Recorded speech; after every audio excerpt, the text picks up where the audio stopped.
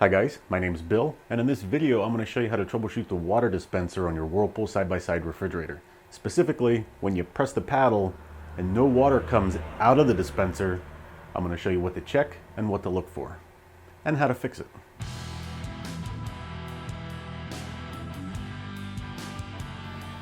Alright, so how the water dispenser works on this refrigerator is when you press the paddle on the door, it activates a micro switch.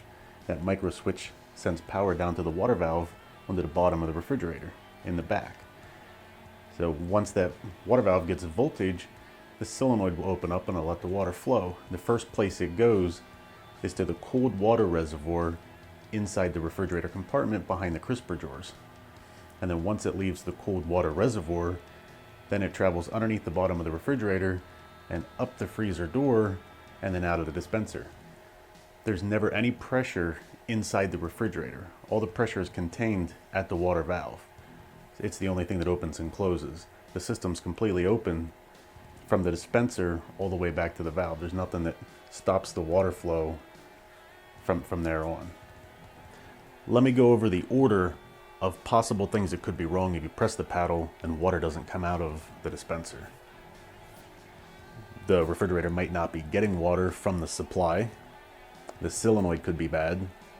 The cold water reservoir could be frozen, or the water line inside the freezer door that travels up to the dispenser could be frozen. So of course the first step is you want to verify that the refrigerator is actually getting water. So in that case, you want to shut the water off at its source, whether it's in your basement through a little tap valve of some sort, or if you have a shutoff valve behind the refrigerator. There's so many different ways that they can be hooked up. So I'm sure yours is unique. So that's going to be on you to figure that out. So shut the water supply off and disconnect it from the back of the refrigerator. And then get yourself a bucket or a cup of some sort and have somebody turn the water supply on and verify that water comes out of the hose that feeds the refrigerator water. So if you verify that you have water at the refrigerator, you want to go ahead and connect it back up to the water valve, and then we're going to test for voltage. So in the next step, we're going to press the paddle and check for voltage at the valve, and then we'll go from there. Okay, so what I'm doing right now is removing the two screws that hold the water valve in place so I can pull it out and get access to the connector for the valve that runs over to the cold water supply and then up to the door. This is going to be the purple valve on the right. So I'm setting my voltmeter to volts AC and sticking my leads in the two wires there, the white and the purple. And what I'm doing right now is walking around to the front of the refrigerator, and I'm going to go ahead and press the paddle, and I should get 120 volts.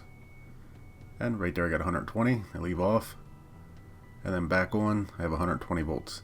So I know that the valve is getting the correct voltage. Okay, so now we just checked the water valve for voltage.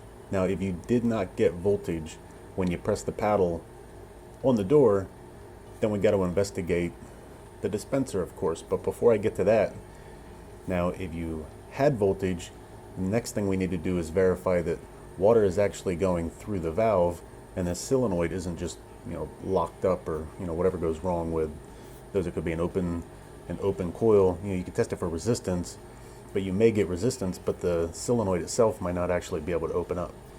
So what we're going to do in this case is remove the water line from the bottom of the solenoid and get yourself a couple towels and just press the paddle to make sure water does flow through. And then once we do that, if water does flow through, then it's probably froze somewhere, either in the cold water reservoir or it's froze traveling up through the freezer door. But if you're getting voltage at the valve and water doesn't actually pass through the valve when you remove the water line from it, then you need to replace the water valve.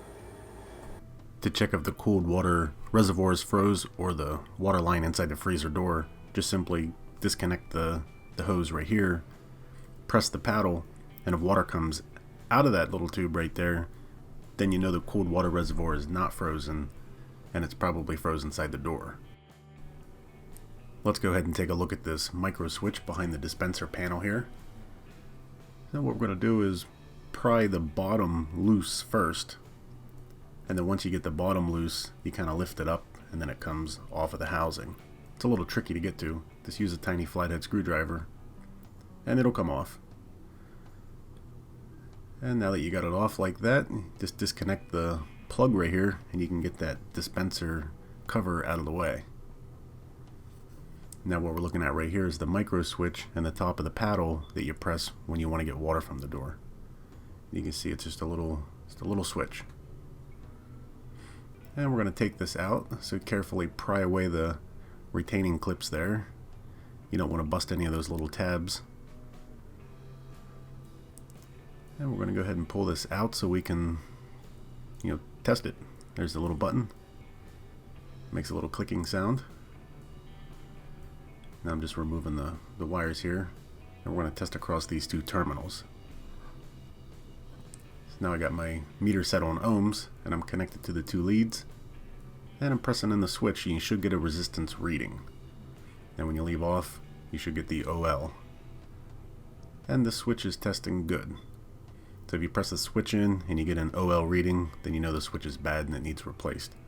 One other thing that could happen are these little posts that hold the switch in place could be broke, and then whenever you press the paddle it could simply just move the switch out of the way instead of actually pressing the switch. Okay guys, so that's how you check the water dispenser on this Whirlpool side-by-side refrigerator. It's pretty simple. Now if your water reservoir is froze, or if you found that the water line inside the freezer door is froze, what I would suggest right now is to just turn the temperatures up maybe a couple degrees in the refrigerator and the freezer compartment and give it a couple days. Don't keep pressing the paddle and holding it in for an extended period of time, because then you will burn up the solenoid. It's not meant to handle like a long press, especially if there's not cold water flowing through it.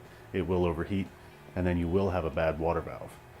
So I hope that helps you guys out. If you like the video, go ahead and give it a thumbs up. It really helps the channel out. If you're not subscribed to my YouTube channel, go ahead and do that now. And of course, thanks for watching.